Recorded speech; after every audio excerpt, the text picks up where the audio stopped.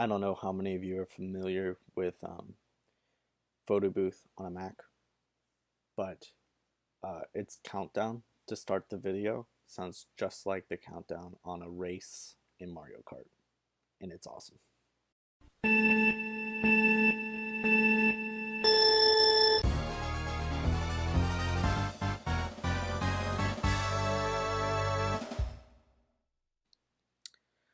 Today is my best friend Daniel Stanton's uh, 18th birthday. It is also his first birthday. He is celebrating in heaven. At Daniel's celebration of life, I was asked to maybe tell a story about one of mine and Daniel's adventures that we've had together in the past. And I did. And apparently it went well because a lot of people afterward came up to me and just were saying like, oh my gosh, I had no idea that this happened, or I want to hear more stories about you and Daniel and the things that you did, because they kind of got to see a whole nother side of Daniel that maybe they didn't get to see in person. I had a couple of people actually ask me to record myself telling one of the stories, something new that they hadn't heard. So in honor of Daniel's 18th birthday, I thought maybe it'd be fitting to tell another story. The story I'm going to tell you took place maybe 4 or 5 years ago. So I was probably 16 or 17 and Daniel was about 14. Anyway, Daniel had come over and we were hanging out. And I remember I was showing Daniel my new Red Ryder BB gun. I had just gotten it for Christmas. Daniel was like, well, we should do something fun. Let's go do something fun. So we were like, well, let's go on a hike. Now, we had been on the mountain behind our house, but we hadn't gotten to the top yet. And we really wanted to. So me, Daniel, and my brother Chad thought, let's hike up there. We have our BB gun. We could go, shoot trees or something. So we did. We got my BB gun. We loaded it up. And we put on our hiking boots and we got started up the mountain. We left probably about noonish, or noon 30ish.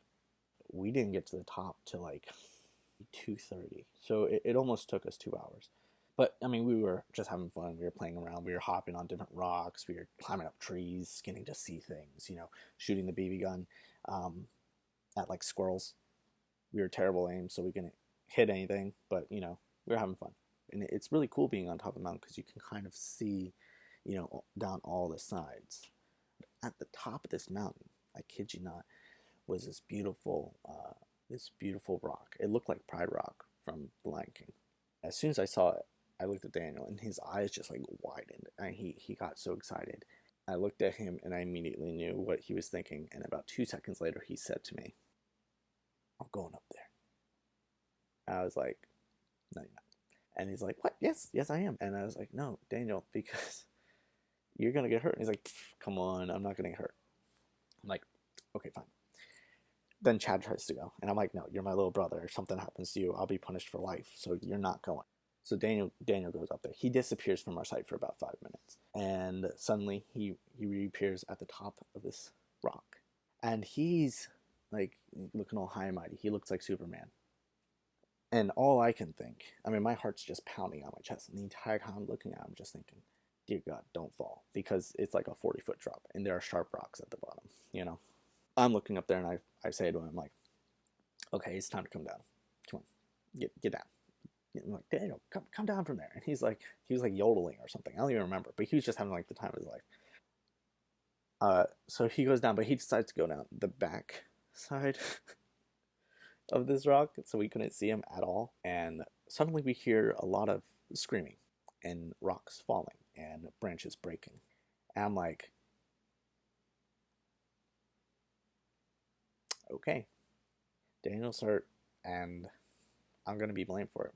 So Chad and I, in a panic, like rush back there. Daniel is the kind of person that likes to exaggerate. So I imagine when he was falling, he was actually just throwing rocks and breaking twigs and stuff just to make us laugh. But he said he hurt his ankle, and he was like, "Oh man, it just really hurts. It hurts." I'm like, "Well, that's what you get. I told you not to do it." He's like, "No, it's all right, it's all right." So I'm like, okay, well, let's help him stand. So we try to help him stand. He's like, no, no, I can't put weight on it. Yeah, I can't put weight on it. I'm like, okay. I just remember it was getting dark, as it does in the wintertime. It just starts to get dark. So Daniel looks at me and he looks at Chad and he says, you guys have to make a stretcher and you're going to have to carry me down this hill. And I'm like, no, we're not doing that. Not at all. He's like, come on, guys, it'll be cool, And Chad's like, yeah, be manly, and stuff, because that's Chad. So I'm like, all right, fine. So, like, Chad and I fastened together stretching like 20, 30 minutes. Took us a while, actually, of like rocks and sticks and vines and leaves and weird stuff.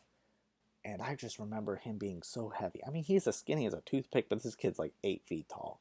So we pick him up like, oh my gosh, I can't carry you for like 2 hours down this mountain. And we were like slipping and sliding. It was just wet and snowy, and suddenly it just was not fun anymore. I'm trying to hold on to my gun.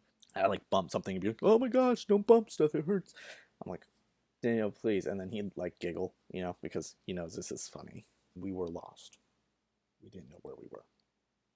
We came upon some type of stacked rocks. It was really weird. Just like piles of rocks. It looked like an old Indian burial ground. And we were like, oh my gosh, Blair Witch Project, there's like a witch out here and she's gonna kill us. That's was my fear anyway. But Daniel's like, oh my gosh, it's so scary out here, guys. We have to get out of here. So I'm like, yeah, okay, let's go. Then Daniel looks at us and he looks up at me, he looks up at Chad, goes, guys, I really need to poop. Daniel, we're going as fast as we can. And he's like, I just don't want to poop in my pants. I'm like, okay, yeah, right. Okay. So we'll hurry a little bit faster. We get to the top of this hill, right? At this point, we're like 5 minutes from my house. We can see my house off in the distance. We're like, okay, we need to stop and take a breather. Daniel's like, but we're so close and I need to go to the bathroom. And I'm like, okay, but Daniel, Chad and I are tired. We need to take a break. Then it happened. It was the most frightening thing. We hear this howl. It sounds like this.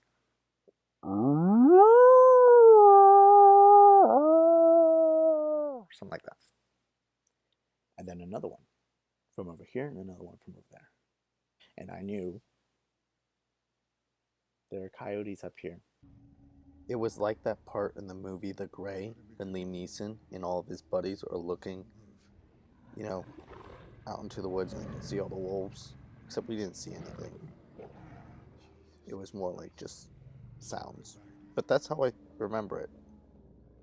So I'm like, okay, well, I have my BB gun. Nope, BBs were out. Okay, we had too much fun shooting squirrels, or trying to. I'm like, Chad, we gotta go. So like, we pick up the stretcher. We're going, and then the howl happened again. And Daniel just looks at me. He looks at Chad, and he goes, nope. And he jumps out of the stretcher and darts it down this hill. I don't care what you say about adrenaline. People can't do that. Okay? I was ticked. Daniel, down the hill all the way. Leaves me and Chad like, well, some friend.